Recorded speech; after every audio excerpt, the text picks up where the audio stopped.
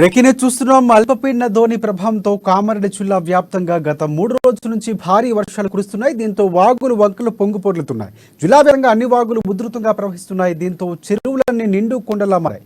తాయి మండలం సంతాయిపేట గ్రామ శివార్లోని భీమేశ్వర వాగు గుడిపై నుంచి వాగు ఉధృతంగా ప్రవహిస్తుండటంతో గుడి లోపలికి వరద నీరు చేరింది. అదేవిధంగా గాంధారి మండలంలోని పెద్దవాగు పార్వంచ వాగు ఉధృతంగా ప్రవహిస్తున్నాయి. భారీ వర్షానికి బిక్కనూరు టోల్ ప్లాజా వద్ద రెండు వైపులా భారీగా ట్రాఫిక్ జామ్ ఏర్పడింది. దీంతో సుమారుగా గంట సేపు ట్రాఫిక్ జామ్ స్తంభించింది. జిల్లాలో పలు చోట్ల పదుల సంఖ్యలో పెంకుటిల్లు పార్కింగ్గా దెబ్బతిన్నాయి. వర్షం బీభత్సంగా పడుతుండటంతో లోతట్టు ప్రాంతాల్లో పంటల చేనుల్లో వర్షపు నీరు నిలిచి ఉండడంతో రైతులు ఆందోళన వ్యక్తం చేస్తున్నారు.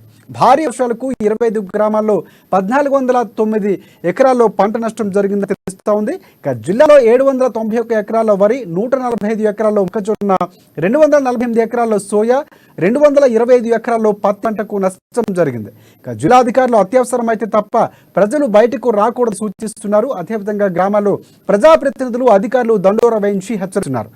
ఏదైనా అత్యవసరమైతే జిల్లా కేంద్రంలోని టోల్ ఫ్రీ నెంబర్కు సంప్రదించాలని జిల్లా అధికారులు సూచిస్తున్నారు.